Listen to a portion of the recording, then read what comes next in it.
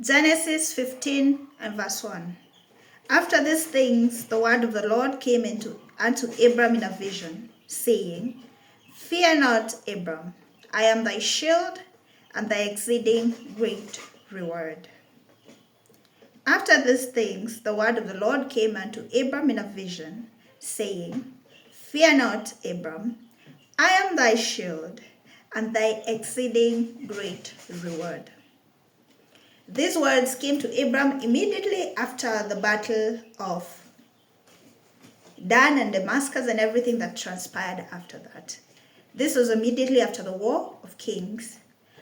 And the last words that Abram spoke were, I shall not take any of the spoils, lest you or anyone else says that I made Abram rich. And of course, after that, I'm sure there was a bit of apprehension in his heart, because in effect, he had insulted the king of Sodom by telling him, I don't want anything from you, lest you should say that I made Abram rich. In a way, the king of Sodom was trying to strike up an alliance with Abram. But Abram had had an interaction with Melchizedek, the priest of the Most High God, and had received a revelation of God. And on the other side was the king of Sodom, the land that was known before the Lord and everyone who was close to the Lord, that it was the most sinful land in the whole earth. And this king was stretching out his hand to strike up an alliance with Abram, and Abram declined it. So after that interaction, Abram had showed himself to the Lord to be faithful, and the Lord met him in a vision and told him, number 1, fear not. Number 2, I am your shield. And number 3, I am your exceeding great reward. Fear not. It means do not be afraid. Do not worry about the dangers that surround you. Do not be anxious for the possibility of another attack on you and yours from the king of Sodom or anybody else. And let not your heart be troubled for your safety. The Lord was telling him, fear not. Do not be anxious about anything. Do not worry about the future. Do not lose sleep at night worrying about how to keep your servants and your slaves and your cattle and your silver and your gold safe. Do not worry about what the future holds for you, because I'm in charge. I am your shield. The Lord told Abram, I will protect you. I will guard you and everything that you hold. I have planted myself between you and all your enemies, and I am the wall that holds back all who march against you.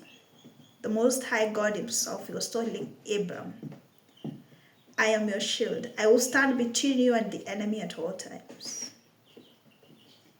And finally, he told him, I am your exceeding great reward. The Lord was telling Abram, I am your ultimate prize. I am your greatest inheritance.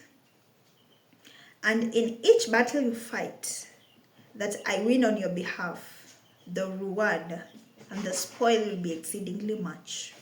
The Lord was telling Abram, don't worry about anything, because I got you. If you want money, I will give it. If you want gold, I will give it. If you want cattle, I will give it. I will increase you and make you great. That is what the Lord was telling Abram. And this reminds us of the words that Jesus spoke to his disciples in Mark chapter 10, verse 28 to 30. Mark chapter 10, verse 28 to 30.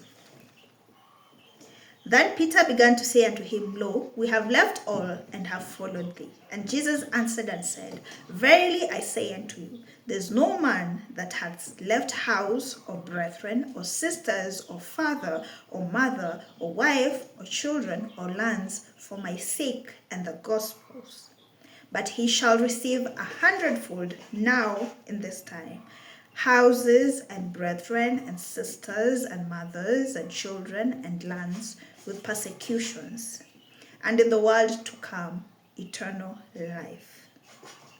Okay? So this is an encouragement to all of us today. Anytime you lose a tender because you will not bribe, that is persecution. Anytime you lose a business deal because you will not compromise on your values, anytime you fail out of a job because you will not give a bribe, then the Lord is telling you, with every persecution you face, with every instance where the enemy is coming against you, but you choose the Lord's way instead, then he will give you 100-fold in this life.